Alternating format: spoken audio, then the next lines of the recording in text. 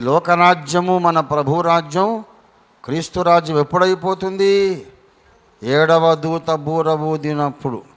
అప్పటిదాకా ఈ లోకము సాతాను రాజ్యంగా కొనసాగుతుంది. ఇక్కడ న్యాయం ఉండదు, నీతి ఉండదు, యథార్థత ఉండదు, సమానత్వం ఉండదు, శాంతి ఉండదు. ఇక్కడ ఎలాంటి సుఖము సంతోషం ఉండదు.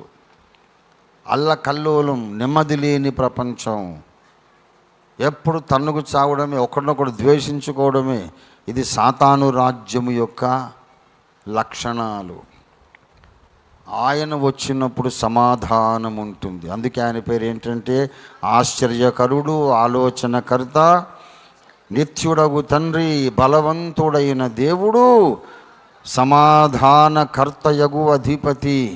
సమాధానకర్తయగు అధిపతి నజరేయుడైన యేసు, మరియమ్మ కుమారుడు, దేవుని కుమారుడు వచ్చి ఈ భూమి మీద పొలిటికల్గా అక్షరాల రాజ్యమేలే వరకు ఈ భూగ్రహానికి సమాధానం ఉండదుగాక ఉండదు.